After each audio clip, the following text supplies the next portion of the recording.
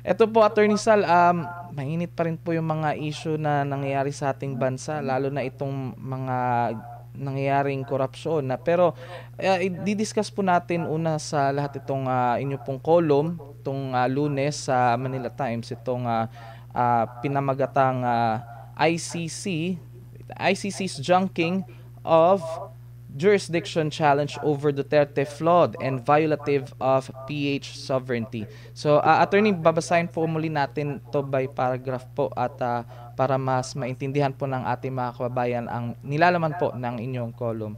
Alright. Ito po unang mga paragraph.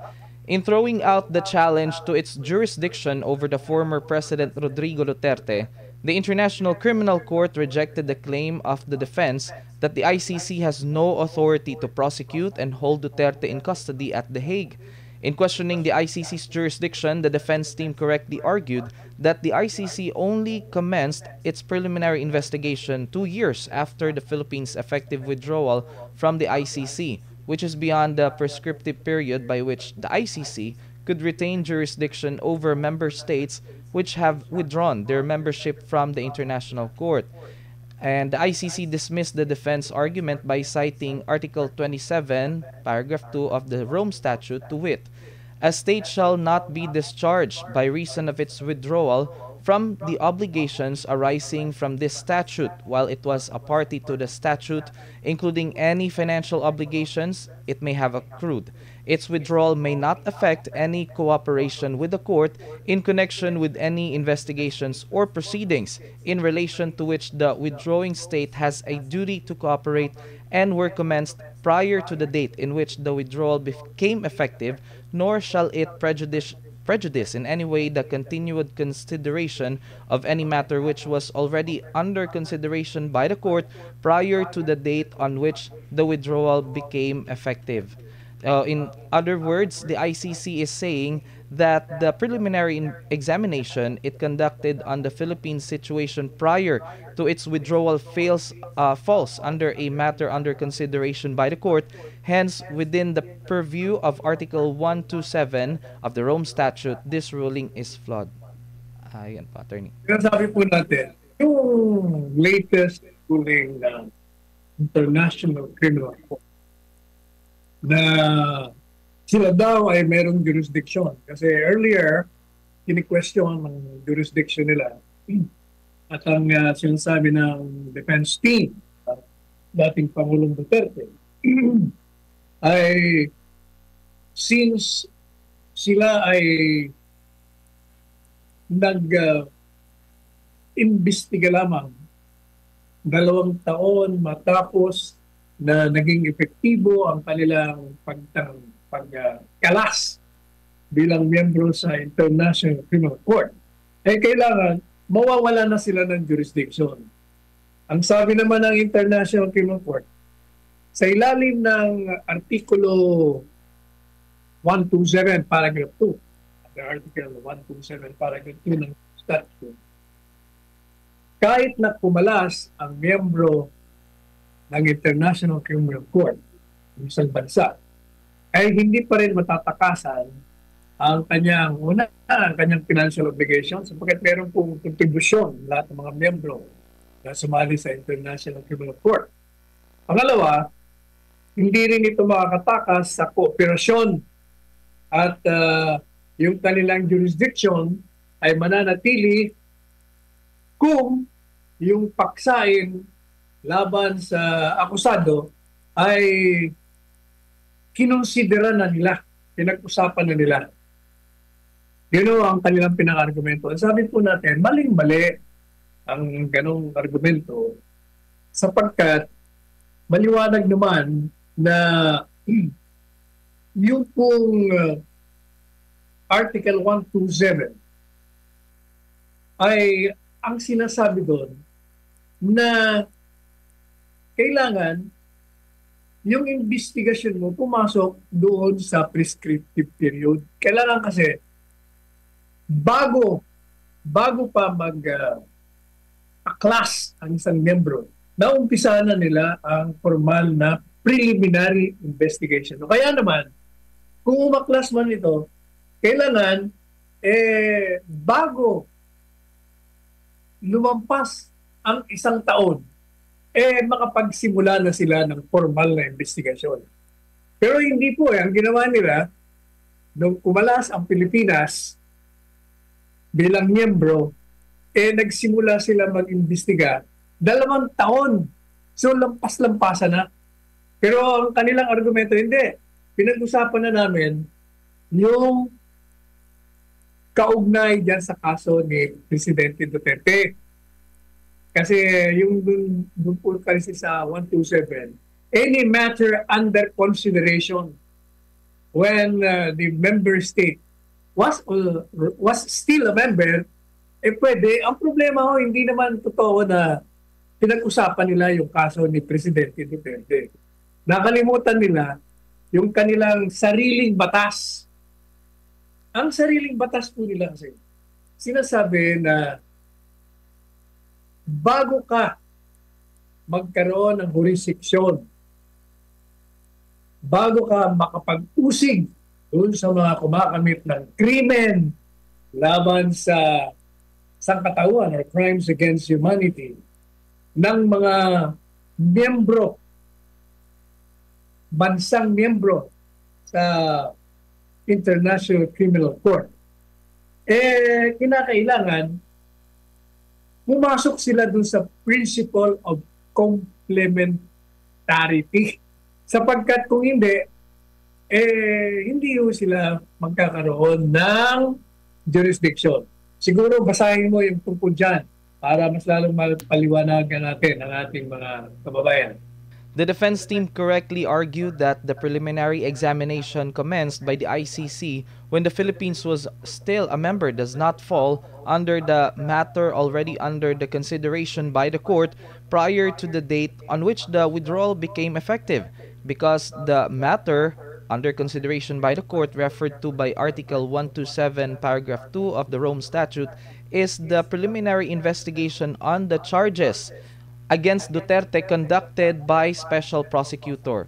This preliminary investigation was made only 2 years after the effective date of withdrawal of the country from the ICC.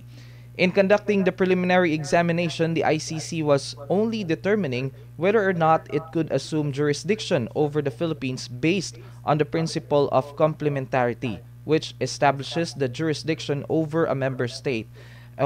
For example, when it has no capacity to prosecute or fails or refuses to prosecute offenders committing crimes against humanity and other crimes under the jurisdiction of the ICC.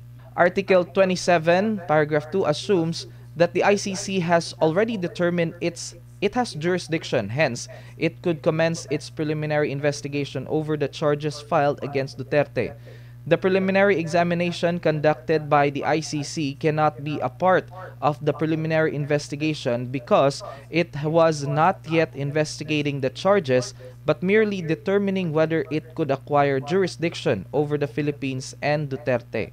Ang sinasabi po ng defense na matagal na rin nating sinasabi sa programa ito, bago pa nagkaroon ng pag-aaresto, na kasi nga pinagpipilitan nila na may jurisdiction sila dahil ayon sa kanila, yung preliminary examination na ginawa nila sa panahon na miyembro pa ang Pilipinas, papasok doon sa Article 127 kasi nakalagay doon, any matter under consideration.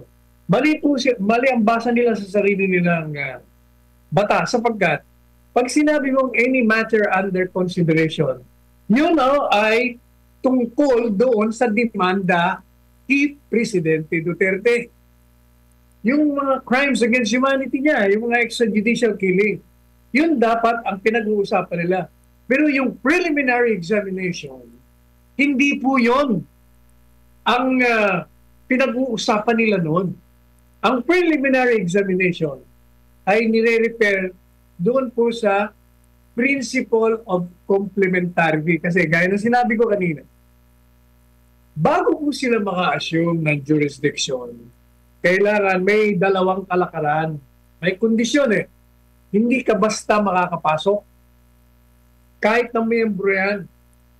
Ang sabi po sa Rome Statute, papasok lang ang International Criminal Court kaugnay sa mga pag-uusig sa mga nagkamit ng krimen laban sa sangkatauhan ay kung yung bansang miyembro, unang-una, ay hindi po or walang kakayahan na umusig ng mga offenders.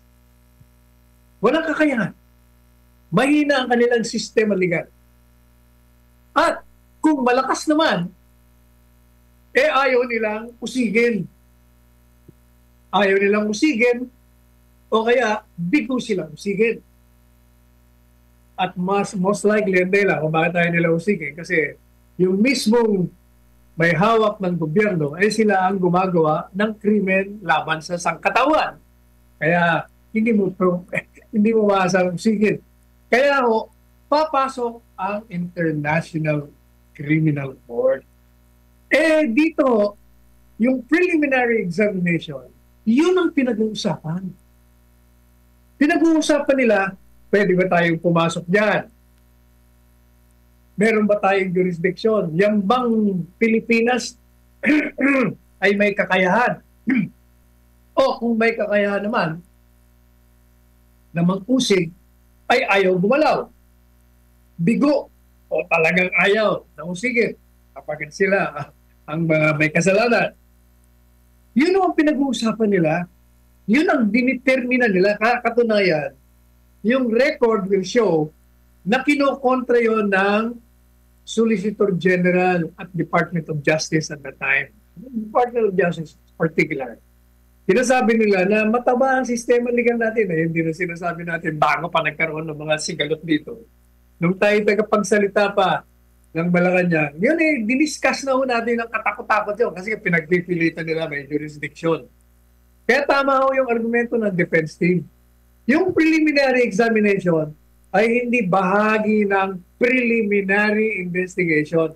Sapagkat yung preliminary investigation tumutukoy doon sa mga demanda mismo.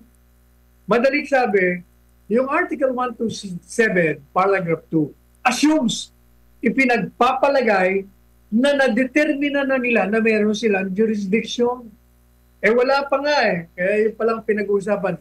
Kaya hindi nila pwedeng gamitin na yung preliminary examination na ginawa nila upang malaman kung pwede silang pumasok sa atin o hindi, ay bahagi ng preliminary investigation na tinutukoy doon sa Article 127, Paragraph 2. Kaya mali po. Kaya sinasabi natin flawed. At ito ay paglabag sa soberentiya ng ating bansa. Papaliwanag po natin. Basahin mo na ngayon yung mga sumusunod. Opo, ito. The ICC ruling negates the consequence of an effective withdrawal of a state, which is to be out of the jurisdiction of the ICC in the prosecution of crimes against humanity. It arrogates into itself the power to divest a country of its sovereignty by just becoming members of the ICC. Sovereignty is the supreme power of a state to make its own laws and govern itself without external control. It cannot be removed or displaced except by armed invasion or occupation. Countries in joining the ICC agreed to be under the Rome Statute and the ICC jurisdiction in the prosecution of crimes against humanity only under conditional circumstances, meaning when they do not have the capacity to prosecute or they fail to refuse to prosecute those committing crimes against the jurisdiction of the ICC. These countries entered into such a contract with the ICC in order that countries which do not have the resources to prosecute tyrants running them who commit atrocities, mass murder of their citizens, and abuse their authority to perpetuate themselves in power will have a venue to make them accountable and punished. Outside of those exceptional circumstances, the ICC cannot acquire jurisdiction over members or non-members thereof. Should it assume jurisdiction over any country in violation of the principle of complementarity, it assaults and violates the sovereignty of such country, apart from violating its own Rome Statute that created it. Ang sinasabi po natin, hindi maaari yung kanilang katwiran na since pinag-usapan na namin sa preliminary examination, yung Philippine situation, pinag-uusapan na namin yung demanda kay Duterte. Kaya pag sinabi ng Article 127 na any matter under consideration prior to the withdrawal of the Philippines or of any of the country member, yung withdrawing member cannot escape, number one, their obligation to contribute financially, and number two, to cooperate with the ICC in prosecuting the crimes. Sabi po natin, maling-mali kayo, hindi po pwede yung preliminary examination maging bahagi ng preliminary investigation. Kaya nga tinawag na preliminary examination kasi ini-examine mo kung meron kakayahan ng gobyerno ng Pilipinas o kung meron mang kakayahan ayaw na usigin si Duterte. Yun ang dinidetermina pa lang nila. Hindi pa sila pumapasok at kinukontra na nga natin yun. Kasi pag tinanggap po natin yung argumento na yung preliminary examination ay bahagi ng preliminary investigation. Naku, napaka-mapanganib yun. Bakit kanyo? Kasi tinatanggalan mo ng karapatan ang isang miyembrong Estado na kumalas at mawala ng obligasyon sa anumang bagay dyan sa ICC. Kapagkat ayaw na nga bakit mo pipilitin? Pangalawa, hindi lamang yan. Sinisira mo ang sovereignty o kasarinlan. Bakit sinisira ang kasarinlan? Kasi biro nyo, sinasabi nila, hindi, pag may demanda rito, sinabing na may nagre-reklamo, pag pinag-usapan na namin, yan ay tungkol sa jurisdiction namin o hindi, o sa demanda, hindi na kayo po pwede na kumalas. Hindi na kayo pwedeng tumakas. Aba, grabe. Bakit tayo? Sapagkat ibig mong sabihin, tatanggalan mo ng soberentiya ang isang bansa pag naging miyembro lamang ng International Criminal Court. Sisirain mo. Bakit ka pa naglagay ng clause o ng kalakaran na pwedeng kumalas? Pwedeng kumalas, pero hindi po pwede yung konsekwensya ng pagkalas. Pwede ba yun? Ang soberentiya, yung kasarinlan na tinatawag. Ano ba ang soberentiya?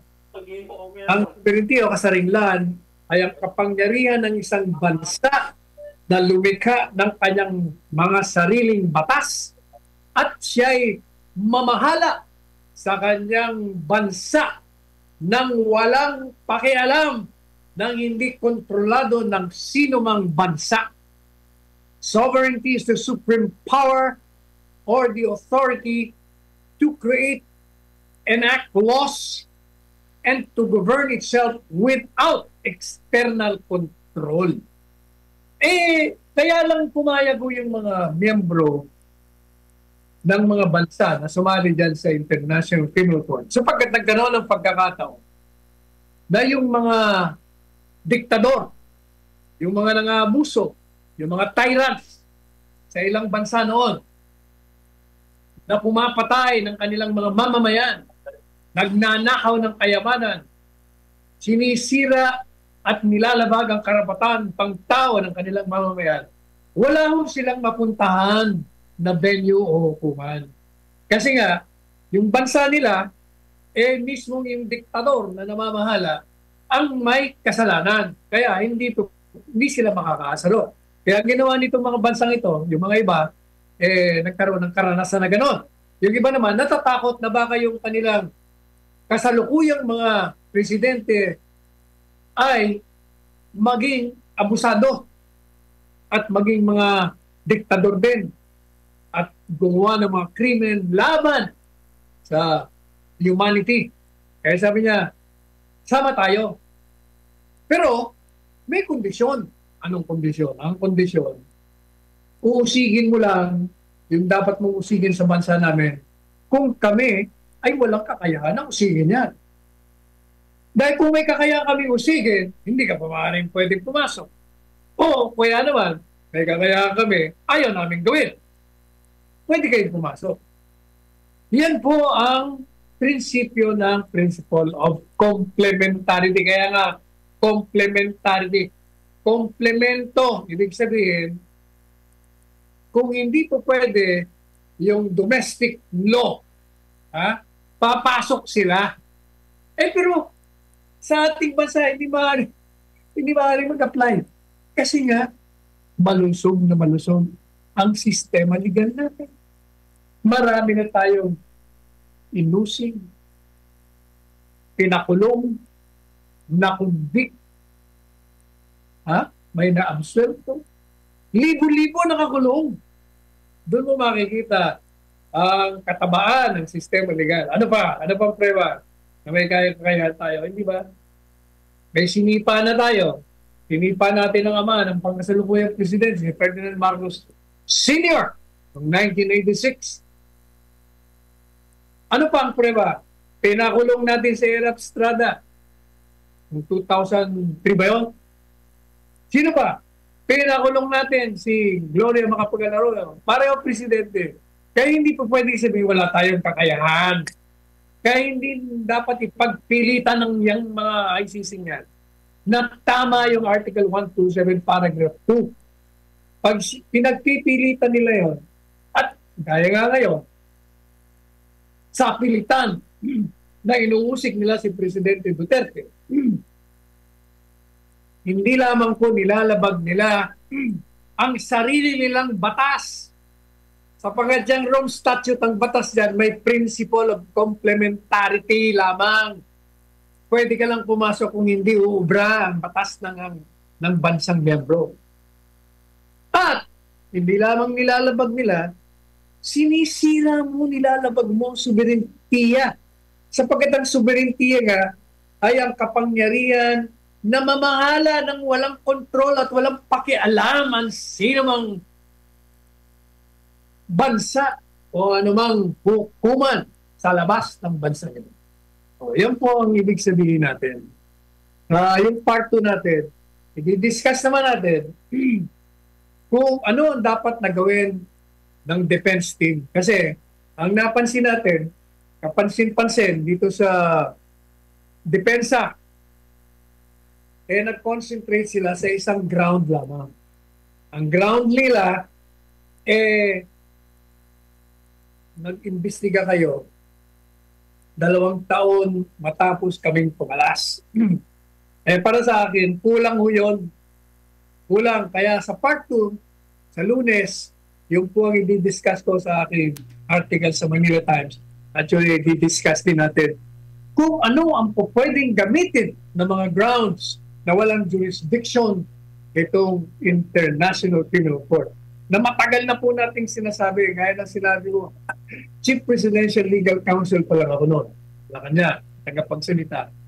Yun na ang dinidiscuss ko, paulit-ulit kong dinidiscuss yan. Kaya yan po ang ating huling salita niya sa article niya. Part 2 next week.